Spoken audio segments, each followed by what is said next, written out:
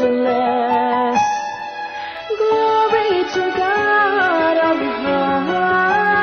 Shalom and welcome to In the Beginning. I'm Rabbi Eric Tokajer with Brit Messianic Synagogue in Pensacola, Florida, and my co-host Wayne Leland, Rabbi of Israel Messianic Synagogue in Navarre, Florida. And we'd like to thank Tamara Alexander and Natasha Krause Reynolds for allowing us the honor and privilege of using that beautiful song to open and close our program.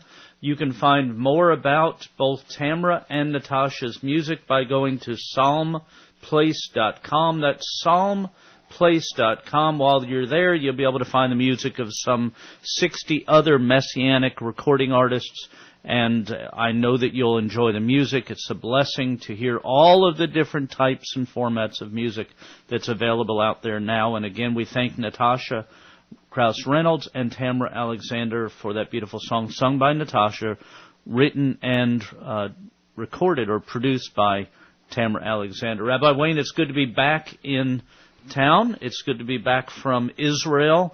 We had a wonderful time there. A group of us spent about 12 days in Israel over the last 2 weeks, so we just had a great time, but it's good to be home. Yeah, we're glad to have you back. And I understand you did a great job filling in last week and while we were gone, and I appreciate you doing that. I wanted to talk this morning about a number of things. First of all, I think we need to make note that today is December 7th. It is Pearl Harbor Day, and we need to remember those that gave their life defending our country. And so we want to start out with just making a statement about honor to those that serve in our military and defend our country back in World War II, before, and even today. We need to always remember those that are standing in front of bullets for you and I around the world. So we want to take a moment to acknowledge that. And then, Rabbi Wayne, there's a lot of things going on in the world that we could talk about. There's all kinds of craziness going on around the world. In Israel, there's been a rise of terrorist attacks again. Israel is also, Prime Minister Netanyahu just fired 2 people from his cabinet, and there's going to be early elections that are going to be going on in Israel. So we ask all of our listeners to be praying for Israel at this time. When all this is going on, there's a rumor that went out this week, unsubstantiated only because the administration wouldn't respond, that our current administration, the Obama administration, is considering putting economic sanctions on Israel if they do not enter back into negotiations with Abu Mazen, with Abbas and the PA, as well as Hamas. So now we're going to be doing, if this is true, and again, it was asked of the administration, and they didn't say no. They said, we can't talk about what we're talking about. So what we're doing now is negotiating with terrorists, Hamas, and coming against and bringing sanctions against the only democratic country in the region, which is supposed to be our best friend.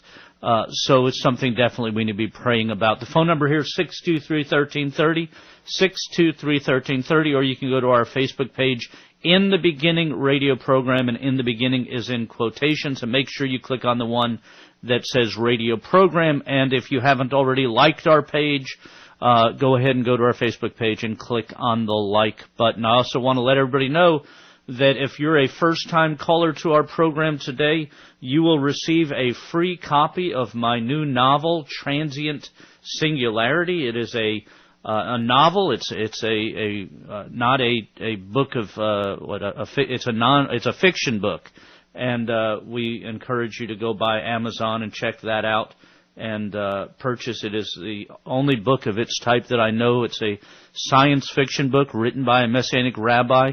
There's a series of books. This is book 1 in the series, and it has an evangelistic line that runs through it where the good news is shared to those who are reading it. So I encourage you to get a copy off of Amazon or call our program today at 623-1330. And if you're a first-time caller, you'll get a free copy of that book.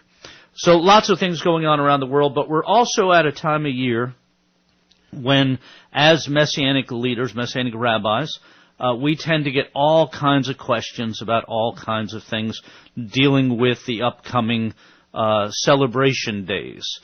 We have Hanukkah that's beginning in just a few days, and then people will be celebrating Christmas later on in the month at the 25th. And people ask, what should we do? How should we do? Why should we do? And such like that. I want to begin by sharing something that we did on our recent trip to Israel.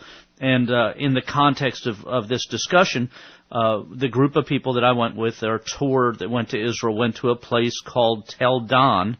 And Tel Dan is in the area of Israel where the tribe of Dan, or Dan, lived and dwelled. And it was there that after the division of Israel into the two different, the northern kingdom and the southern kingdom, you had Rehoboam that was the king in the southern kingdom, and Jeroboam who became the king in the northern kingdom.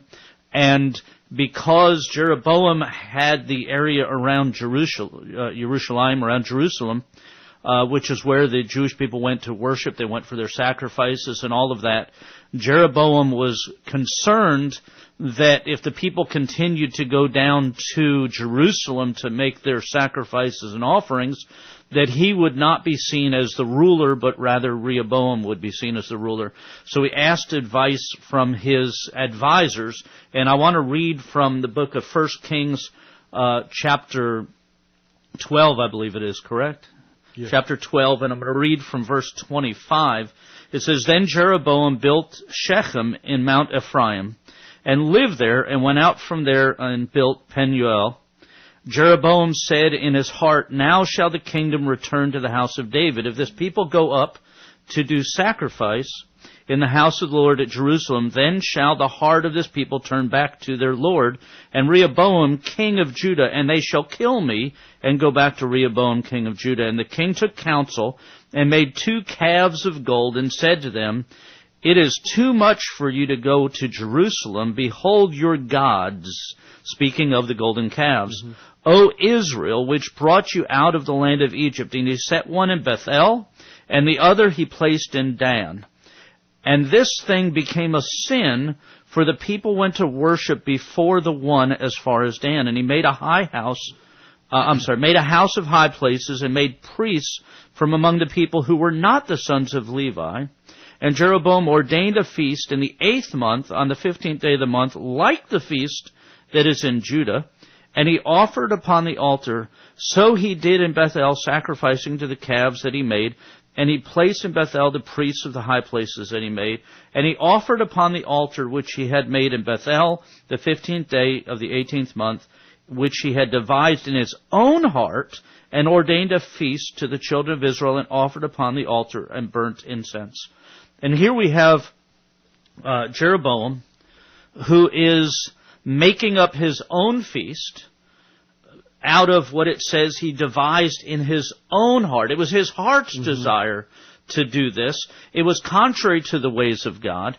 And you can go in Israel right now to the location in Dan, where Tel Dan, where this the remnants, the archaeological remnants of this temple are, and see the altar that was made, see the size that it was made, see how all the things around it in the whole community, where this happened, where they were worshiping the golden calves, 2 of them, not just one, but 2 now, one in Bethel and one in Dan, as they were replacing the things of the Lord with man-made celebrations in order to worship the Lord, which is so strange that people would think that you can just devise in your own heart how you want to choose to worship God, and that He should just accept it because that's what you're going to do.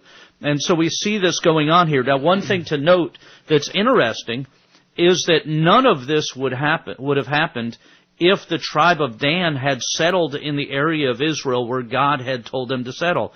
The tribe of Dan originally was given the land that is now the Gaza Strip and the land around the Gaza Strip in southern Israel. But they didn't like that part of Israel, so they said, we want the land up in the mountains. And so they went to the mountains up higher where the tribe of Dan settled ultimately. And it's in that location, because they rejected what God had provided for them, they end up having moved to this other location. And as a result of that, not only do we have this false pagan worship going on at this false temple where they were worshiping God by worshiping the golden calf, but we also end up with the Philistines building their kingdom in the area where the tribe of Dan should have been. If the tribe of Dan had been where they were supposed to be, the Philistines would have never been able to take hold of the region of the land where they end up building their kingdom.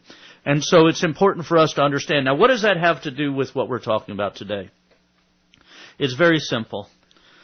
We as human beings don't have the privilege, the right, the power, or anything to determine how we are going to worship God. God has said in His Word, He gave us His Word, and He said, these are the times and these are the ways that I want you to worship and honor and praise and thank me for what I'm doing. And yet over and over we hear people saying, well, this is how we do it now.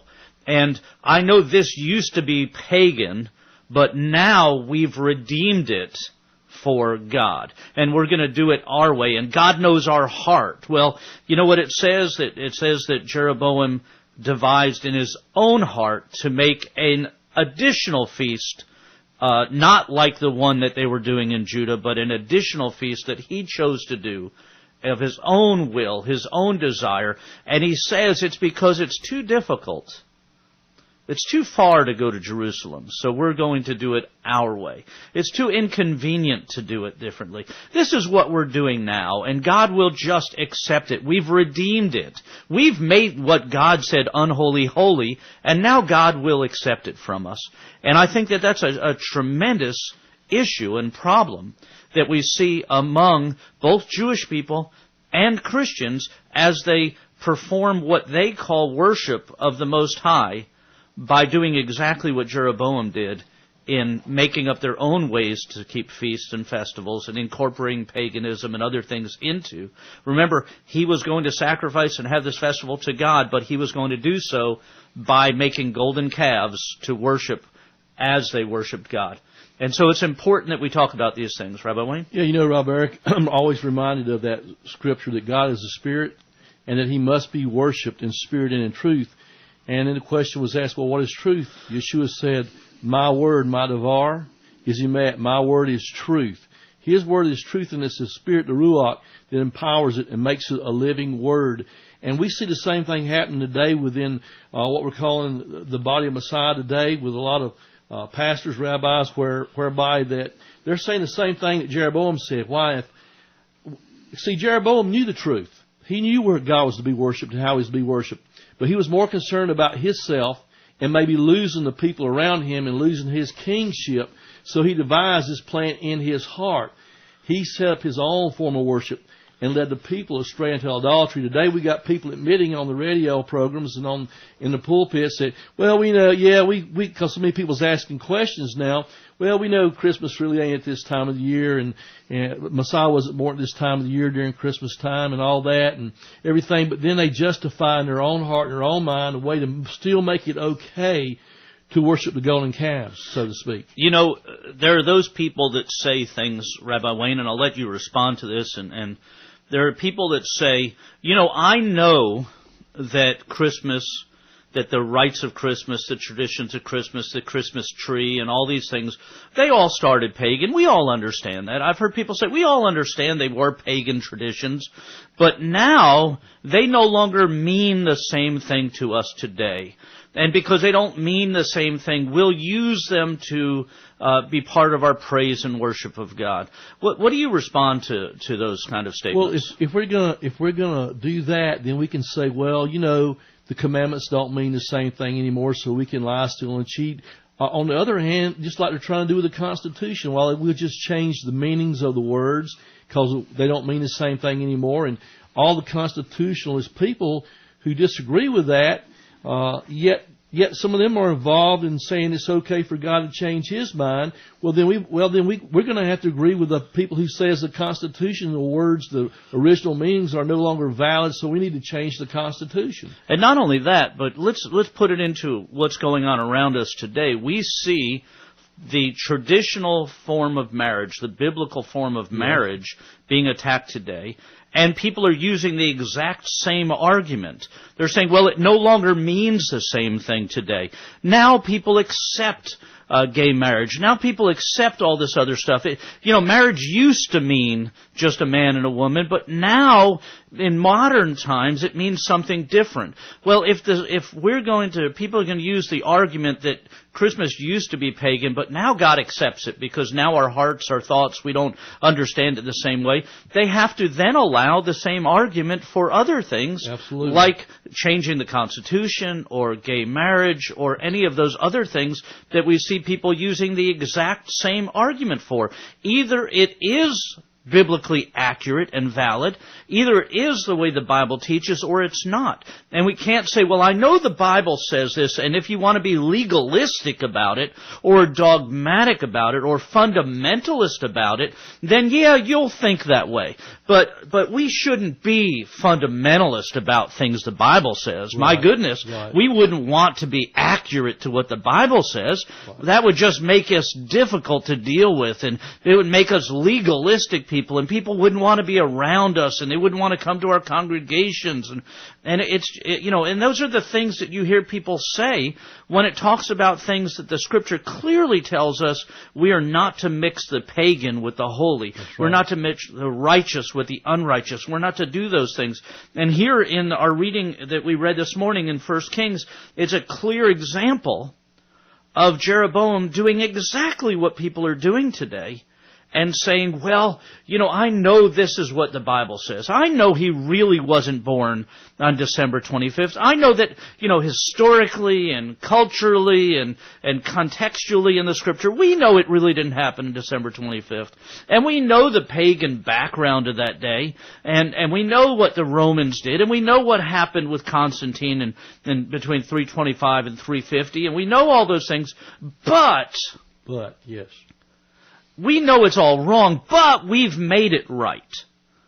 And we've redeemed it, and now we're using it to give God glory. You might as well say, well, let's put the golden calf in our congregation, and we'll just worship it, but we're doing it for a different way now, and now it's 2014, almost 2015, and life's different, and people understand it different, and so it has a different context and a different way of looking at it. So now we're using the golden calf to glorify God.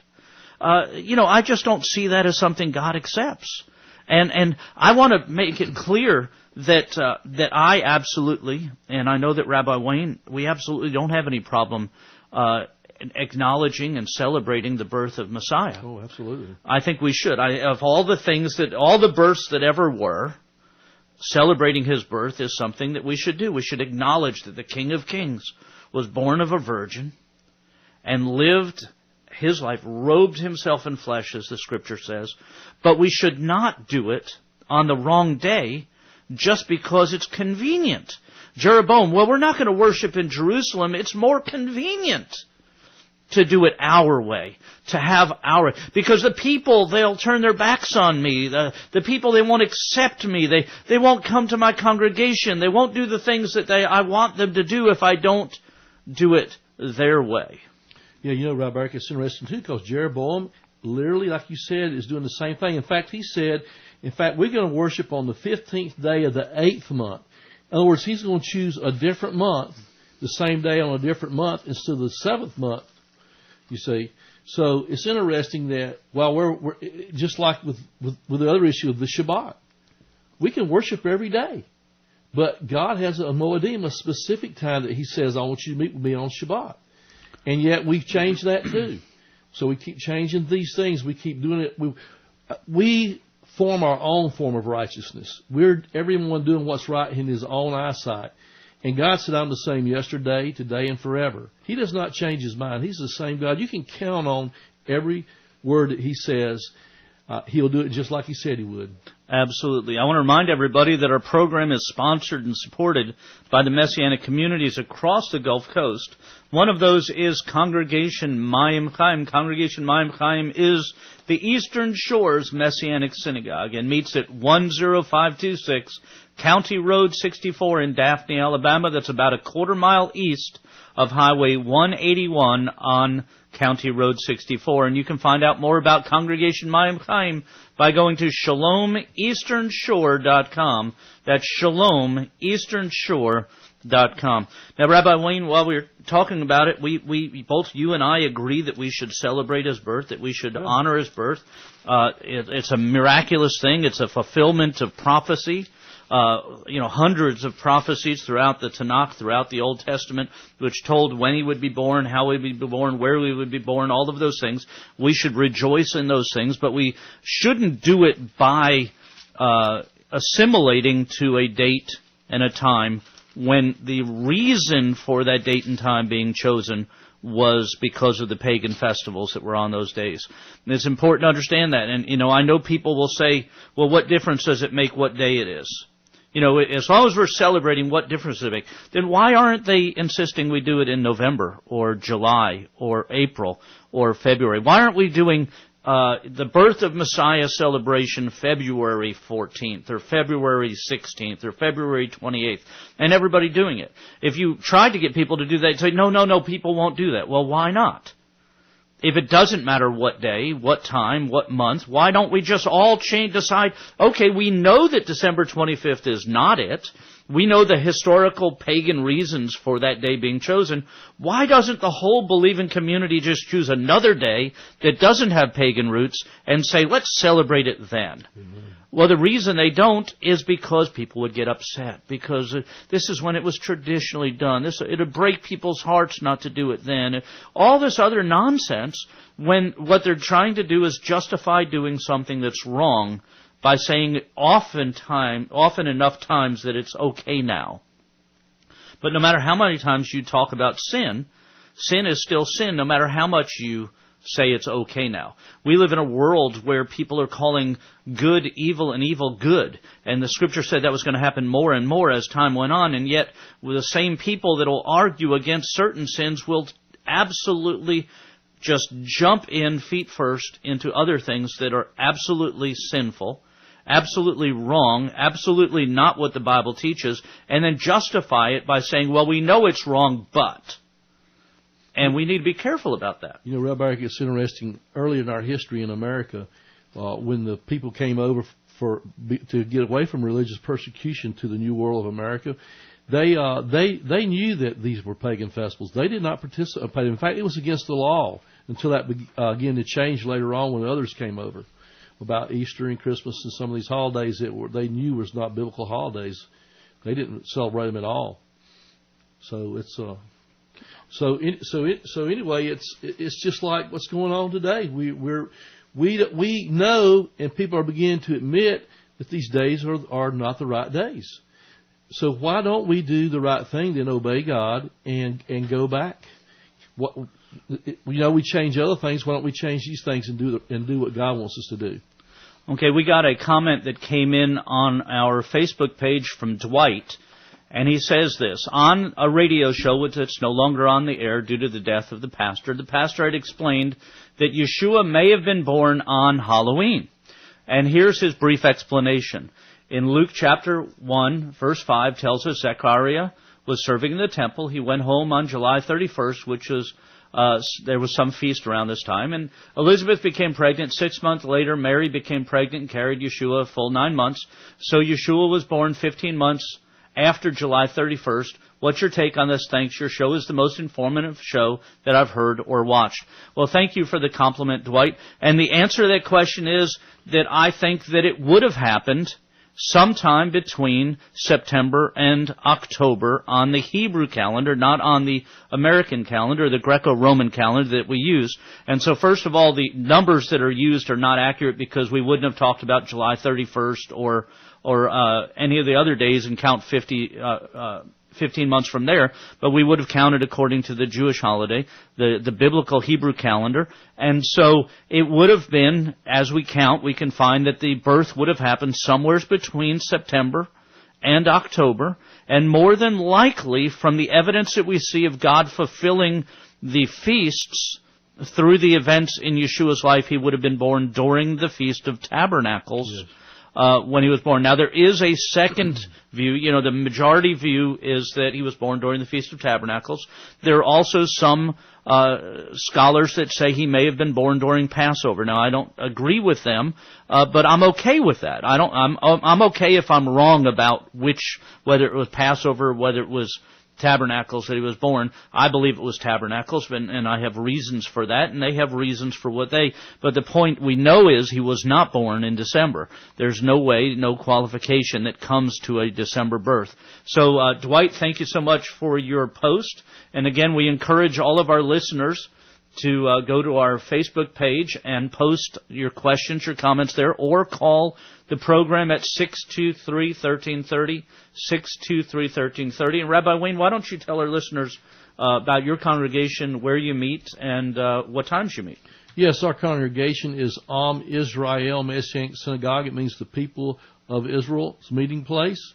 And we meet at 8177 East Bay Boulevard, also known as Highway 399. We currently share the Lighthouse Church building in Navarre, Florida. You can find out more about us on shalomnavarre.com. That's shalomnavarre.com, or you can contact us directly at 850-293-4721. We have a weekly Sabbath service every Saturday. It starts at 1 o'clock, and we also have a weekly interactive Bible study on Tuesday night that starts at 7 o'clock. We'd love to have you to come out and join with us. It's a place where the Jews and Gentiles worship the Messiah together. Rabbi Wayne, I was listening over the last week or so, and there's been a tremendous amount of teaching on the subject of whether or not we should celebrate or what we should celebrate at these times. And one of the things that was said by one teacher was that the Bible teaches us to celebrate Christmas, or the birth of Messiah. And they said, as he said, the Bible in Matthew, Mark, Luke, it talks about the birth of Messiah. It teaches us to celebrate. But if you look at those verses, what it teaches us is what happened. There are historical texts that tell us about the birth of Yeshua, where he was born. It gives the lineage of Yeshua. It gives historical data about Yeshua. But there's not one place in the Gospels that it told us to celebrate his birth. Now, the closest thing is the wise men that come from the east 2 years after he is born, somewhere around 2 years after he's born. It doesn't say that they came on his birth date, but they came to celebrate that the king was born. Not to celebrate his birth date, but to celebrate that he was born. And those are different things. In Judaism, in the Second Temple period, they didn't celebrate birthdays. Matter of fact, Judaism didn't celebrate birthdays at all until much more modern times. That is not something that was done in Judaism. In Judaism, a child is born there, and then they have the circumcision, or the Brit Milah, the covenant entering, and that's a celebration on the 8th day of the child after the child's born, but not on the day of birth. That's a much more modern custom that comes not from Judaism, but from the other side of things, what we would call the nations or the traditions of the pagan world. So it's important for us to note that birth celebrations aren't something that was done in 1st century or 2nd century Judaism, but this is or temple period. This is something that's done much, much more modern. And so it's another thing that we need to pay attention to. When it talks about the prophecies, for instance, Isaiah or Daniel or other prophecies, they're not talking about celebrating those things, but seeing them, knowing that they were coming. Max, welcome to the program. Hi, how are you? Wonderful. How did Babylonian astrologers know that the king of the Jews had been born? You're talking about what's known as the Magi. And we appreciate your call. Stick on the line and we'll answer the question.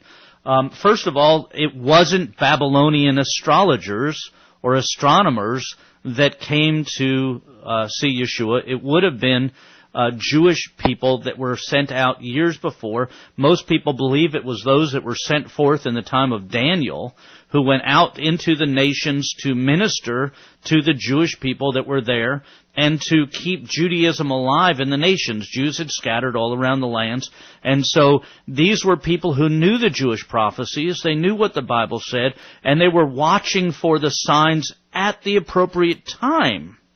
And as a result of that, they saw the signs and they responded to the signs to come back. These were not as we see in children's cartoons and bad productions that talk about the birth of Messiah, as foreign dignitaries who were bringing the gifts from their kingdoms to lay before the Messiah. These were Jewish people who understood the Jewish scriptures and were coming to worship the King of Kings, the one that Isaiah 9 says, "For unto us a child is born, for unto us a son is given, and the government shall be upon his shoulders, and his name shall be called Wonderful, Counselor, the Mighty God, the Everlasting Father, the Sar Shalom, the Prince of Peace." And so I thank you for your call, and it's important for people to understand so much of the story of the birth of Messiah has been so badly taught and butchered through the years that we don't even understand those things that were actually in the Scriptures. The phone number here is 623-1330, 623-1330. We have another message that came in on Facebook. And it says, how can we listen to today's program at a later time? That question comes from Wendy. Wendy, the answer is the programs from the radio are posted both now on Rabbi Wayne's congregational website, shalomnavar.com, and on our website for Brit-Am, which is shalompensacola.com. So shalomnavar.com and shalompensacola.com.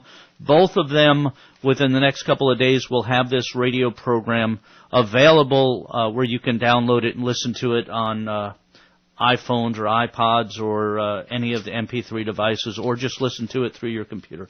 So thank you so much for your call. And we have a note that says the radio station just went out. Are we having internet problems? They're checking on that, so thank you for that notice, and I hope that people can hear us and we're not just talking to ourselves. But Rabbi Wayne, now I want to back up just a little bit because we've talked a little about the celebration of the birth of Messiah and the reasons we should celebrate his birth.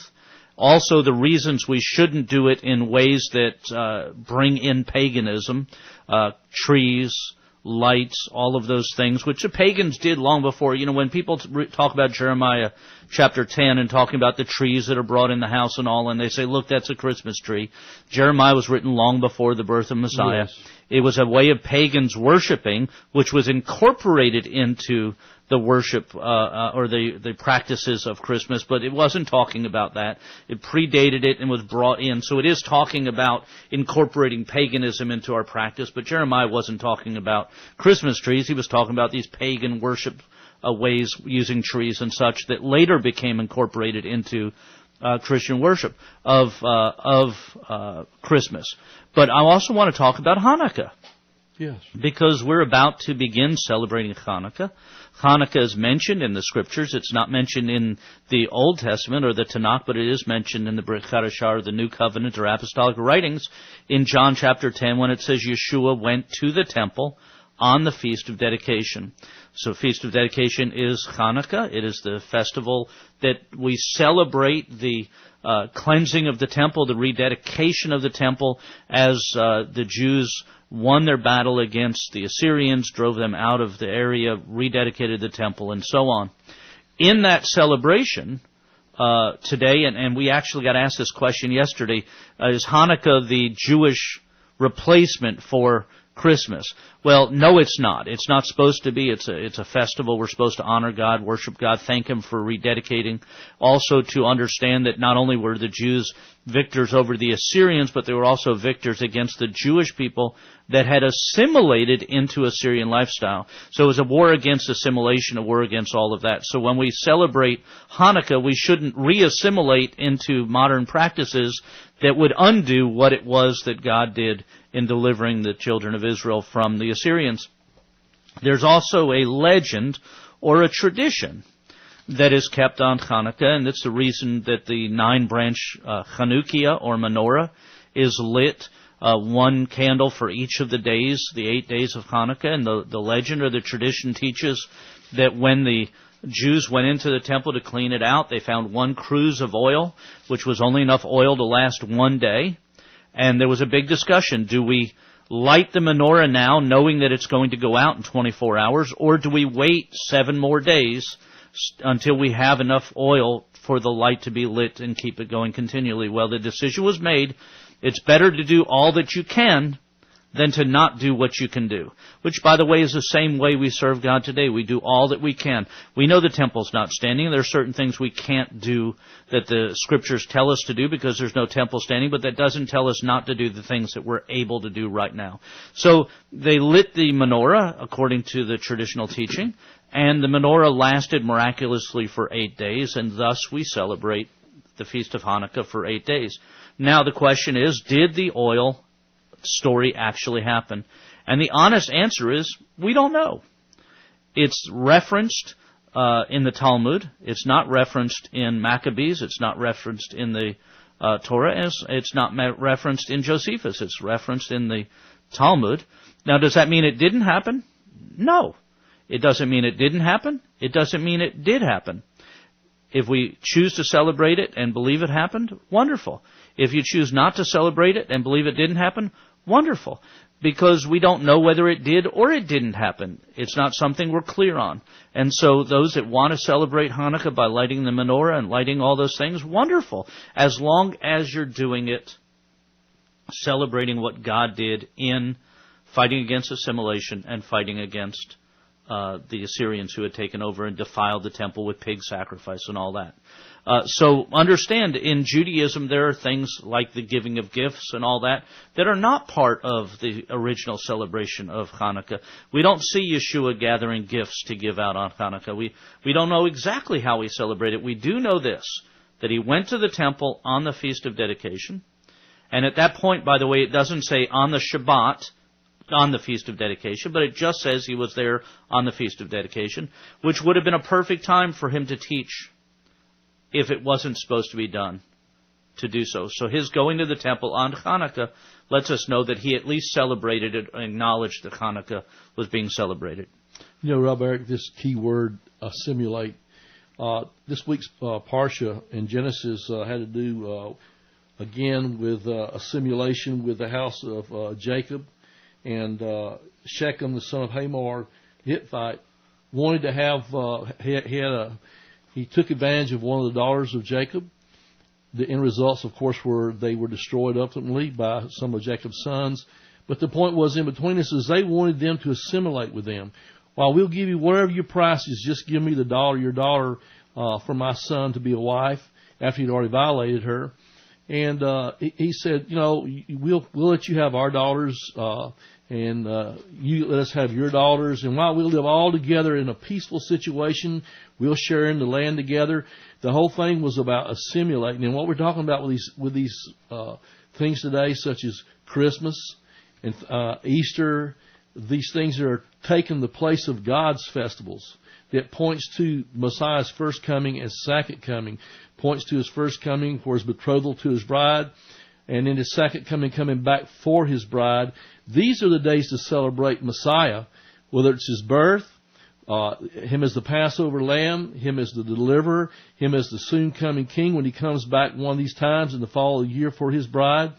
These are the things that are biblical things that we as believers, Jews and Gentiles, the house of Israel, all believers who are grafted into the olive tree, the Gentiles, the wild olive branches grafted in to the olive tree, who is nourished by the sap, the root, Yeshua, Jesus, the Messiah. These are the things, the Moedim, the appointed times that we're to keep. They're biblical times. Otherwise, we're simulating pagan worship. We're simulating things. We're going in areas we're not supposed to go in. That's going to pull us away from our clear and loving relationship with our Messiah, and deceive us and get us in areas we shouldn't get into. You know, it's interesting, Rabbi Wayne, how many people want to make absolutes in their faith But when you point out other things that are just as absolute, they reject those things. They call you legalistic. They call you whatever they want to say. The Scriptures are absolutes. And whatever they say, that's what we should strive. We should do all we can to be observant of those things. Matter of fact, 1 John says sin is a transgression of the things the Scripture teaches us to do. That's in the New Testament. In the New Testament. Yes. It's important. It also tells us that our faith doesn't nullify the commandments or the law or the Torah.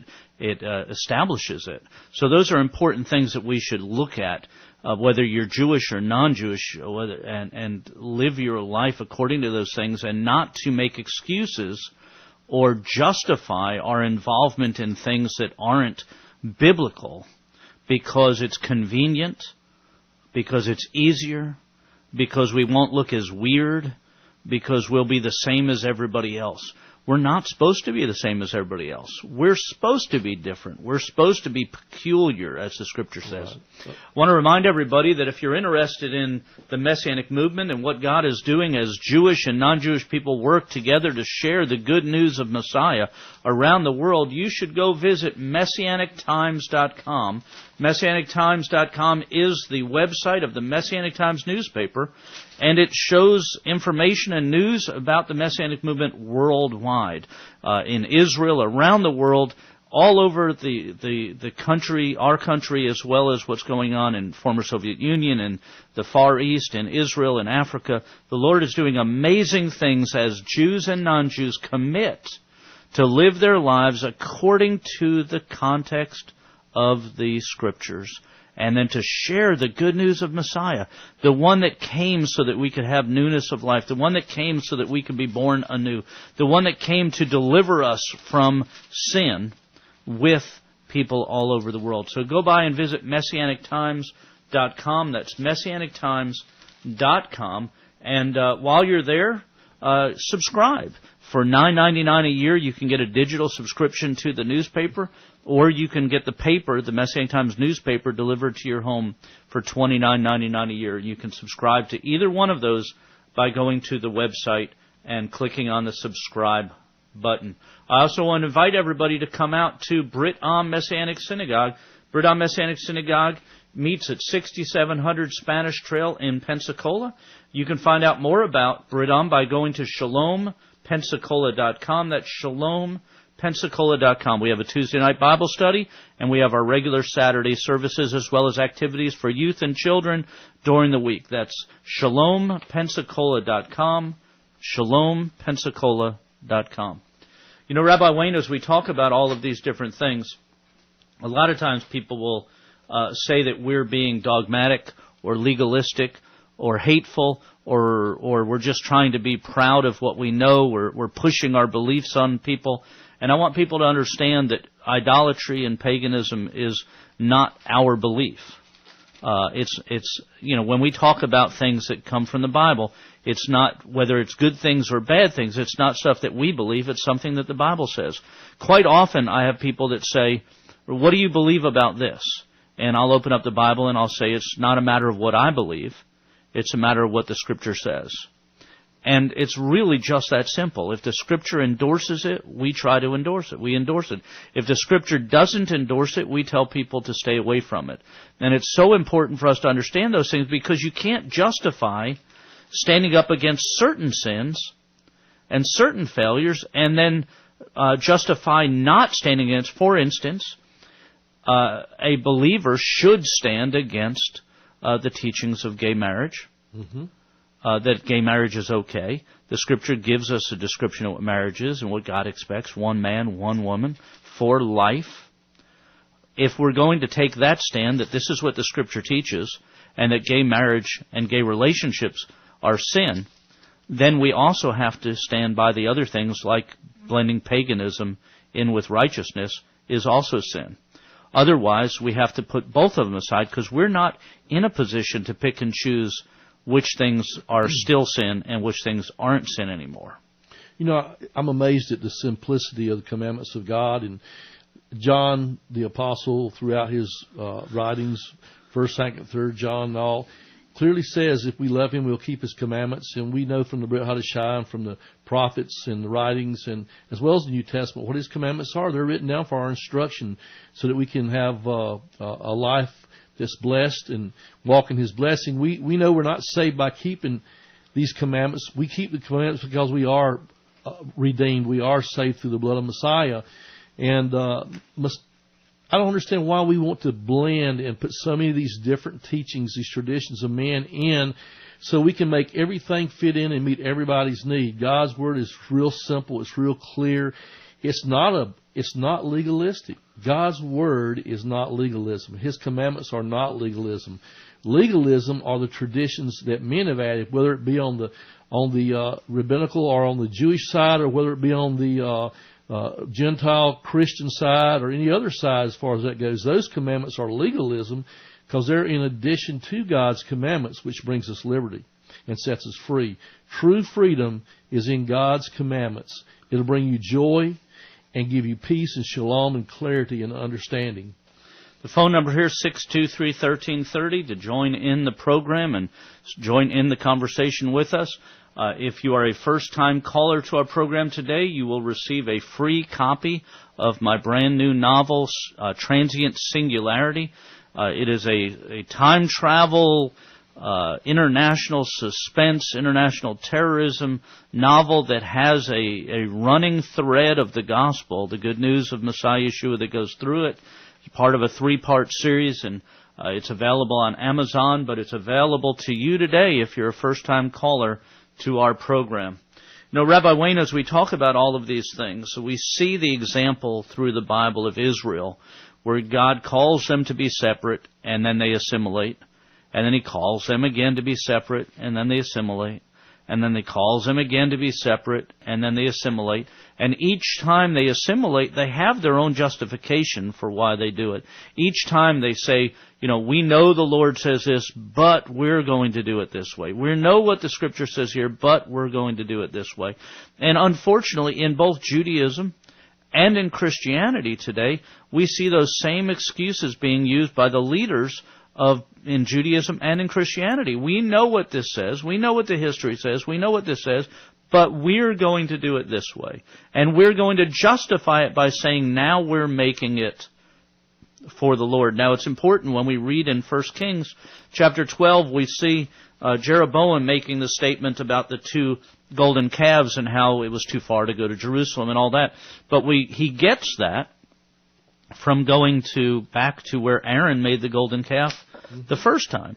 And he said, we're going to worship the Lord tomorrow by worshiping this golden calf. We're going to make it a feast to the Lord. The Lord didn't say to make that day a feast. The Lord didn't say to make a golden calf. The Lord didn't say any of that. But they were going to justify choosing to do their own way, follow their own hearts because of fear. Remember, the golden calf was made because they were afraid that Moses wasn't going to come back to them. So out of fear, they decided they were going to make a golden calf, and then they were going to justify their worshiping the golden calf by saying it's going to be a feast to the Lord. We're going to do what the pagans do, but we're going to justify it by saying we're worshiping the Lord by doing so. Yeah, we're going to attribute it to the Creator of the universe. So we're going to worship Him this way, choosing their own way of worship when He tells us He must be worshipped in spirit and in truth. And He said His Word is truth, so it gets back to that every time.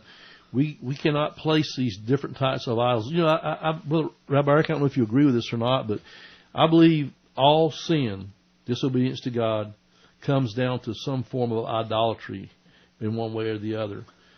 Because it's things in our lives that are in place of serving God and obeying Him and His commandments. You know, I absolutely believe that it all every time you do something that God said not to do, it becomes idolatry because you're saying, I know better than God. Yes. I know what He said, but He just didn't know. He wasn't smart enough. He didn't know what was going to happen in the year 2014. He didn't know what society was going to be like. We know better. You know, it's kind of like years ago I had a discussion with somebody who said that they knew that what the Lord said about eating kosher, not eating pig. But they said, we can eat it today because we know how to cook it.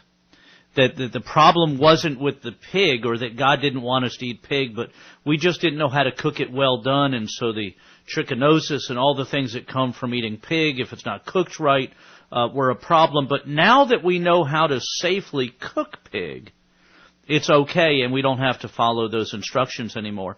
To which I asked them, does that mean that adultery and fornication are no longer sin, because now we know how to do that safely? And that God only didn't want us to do that because there'd be children born out of wedlock and all that stuff. But now that we know how to do that safely, does that mean adultery and fornication are no longer sin? And clearly the answer they gave was, no, that's not right. And I said, well, why can we change one law? Because time has changed and culture has changed and all that, but we can't change the other laws. And it's the same thing we're dealing with now. Continually we find believers justifying their heart's desire by saying they're doing it to worship God. Steve, welcome to the program. Good morning to both of you. I was brought up in the 50s, early 60s. My mother used to cook pork, and I'm a former Catholic before I was born again. My mother always burned the pork, I remember, because trichinosis, and that's all I ever knew.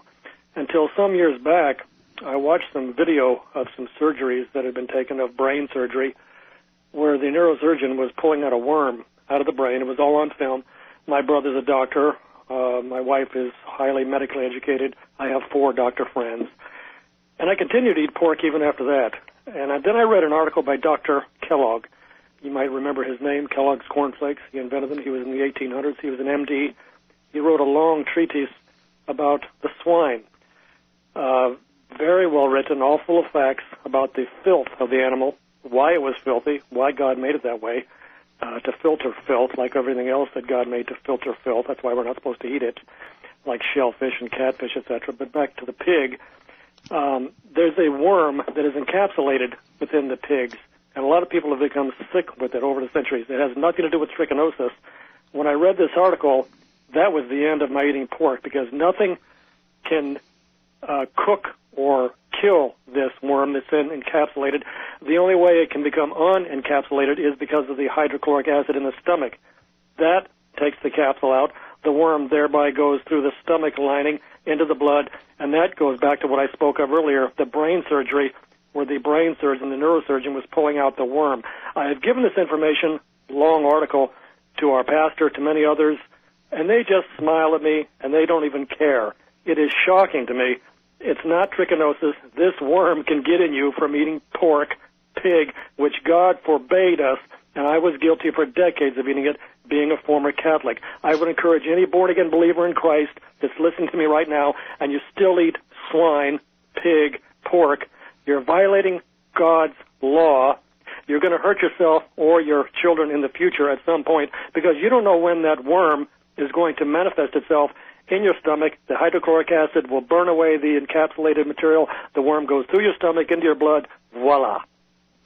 Well, I will say this. I do agree with everything you said, with one caveat, Yeah. and that is, I know the results of the medical benefits of not eating pork and the medical tragedies of eating pork. Right. But the reason we don't eat pork is simply because God said so. Amen. Even if those weren't there.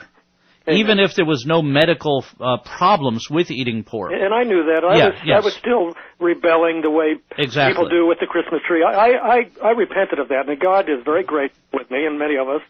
And so I quit eating it, but the main reason I don't eat it now, and I love the taste of it, but I cannot touch it. Why? God commanded me, don't touch it. Absolutely, and it's the same list of commandments that tell us not to do that, that tell us to do the other things. Thank you so much for your call, Steve. Phone number here, 623-1330, 623-1330. You can go to our Facebook page, In the Beginning Radio Program, and post your questions or comments there. You have just about 6 minutes left in the program. If you want to get your free copy of my book, call in. Rabbi Wayne. Rob Eric, it's interesting that particular subject, because this week at our Bible study, we're in the book where we're studying the biblical customs, God's customs, and it happens to be about kashrut, or being kosher. So we're going to talk about all these issues this week, what God said about what we should eat and what we shouldn't eat, why, and all those reasons. So for those who are listening, we'd love to invite you to come out this Tuesday night if you're interested in learning about what the Bible really says about it and how it applies to us today. Absolutely. It's important to note that God gave His commandments so that we would be separate, so that we would be kadosh, holy. Now, are there benefits to being holy? Absolutely. There are benefits to every one of the commandments. But God gave the benefits are the result of our obeying God, not the reason we obey God. We obey God simply because He's God, not to get the benefits. It's like we give not so that God will give back to us, but because we're worshiping Him. We praise Him not so that we'll get the benefits of praising Him, but because He's worthy of our praise. And that's the reason that I find it so important for us to separate ourselves from things that don't give Him glory, that don't give Him honor, that He told us not to do. It's not so that we don't get things or get things, but it's because He's the creator of the universe. It's because He is our God. He is our King. He is sovereign over all things. You know, Rabbi Eric, I've heard people say before, well, I know someone who ate pork and smoked cigars, and they lived to be 100 years old. And, of course, that's the exception to the rule, but my response to that was, well, if they lived to be 100, they may have lived to be 120 years old if they hadn't done it. You know, we don't know. Absolutely. Keith, welcome to the program. Hey, Rabbi, quick question. It's about the Christmas tree. Now, I don't celebrate Christmas with any of the trees or the lights or anything, but my wife does. And I was curious if you could give me some of the origin of the paganism so that I could share it with her. And I'm going to hang up and listen. Well, you can stay on the phone if you want to, but either way, the reality is you can look online and find all kinds of articles about the origin of it. You have to go out of the Bible, except for the Jeremiah verse that talks about Jeremiah 10, I believe it is, that talks about bringing the tree into the house and all of that. But the paganism and roots of it you can find in Druid worship, in just worship of Moloch. You know, that one of the things that people don't realize, that the worship of Moloch was done on December 25th, when it was the day that they offered their babies as sacrifices into the fire, which is where we get the red color of Moloch from, the blood and the burning flesh of these babies, and all the things that go on. So there's a lot of stuff that we find historically as we study the other religions that did all these things. So, but you can go online and just Google Christmas tree paganism, and it'll lead you to all kinds of links that'll help you with all the historical evidence for not having a tree and the paganism involved in it. Well, thank you, Rabbi. You're welcome. Thank you for your call. Was this a first-time call for you? Okay. If this was your first-time call, okay, we got your number. We'll give you a call back, and if it was your first-time call, we'll get you a free copy of the book. Rabbi Wayne, were you going to read those verses? Oh, yeah, I can read those for those who are listening from Jeremiah chapter 10, starting with verse 3. It says, "For the customs of the people are delusion, because it is wood cut from the forest, the work of the hands of a craftsman with a cutting tool." It says they decorate it with silver and with gold. They fasten it with nails and with the hammers so that it will not totter. So, you know, it reminds me, when I came up in the old days, we used to take two pieces of wood, flat, and we'd nail them. Actually, in the old days, you don't have to do it no more now because they got the modern trees. Stands, yeah. But we made that, and we nailed it to the bottom of it. And even in the old days, before we had all the things we have now, we actually had these round bulbs of gold and silver, just like it's talking about. It's very interesting. You know, yeah. We had stencil later on and lights later on and things like that. And we know that this is before the Christmas right. tree. This is before, but this the is same practices carried on. Yeah, it's the practice that was carried on with the Yule log and all the things that come in later. So we want to encourage you, get out your Bible, look at a little history, find out if these things that are practiced in the supposed worship of Yeshua as celebrate his birth, are paganism, and if they are, we encourage you to separate them from your life, not be involved in them. Find out when the right time to celebrate his birth is, and have a celebration then. Join in. I think celebrating his birth is very, very important and something we should do, but we should not do it in the way the pagans do. Robert, I like to read this verse 8 too in that same chapter. But they are altogether stupid and foolish. In their discipline of delusion, their idol is wood. Absolutely. And we need to understand not to assimilate, not to do the things the pagans do. Don't try to worship God by worshiping the way the pagans did. He has his own way.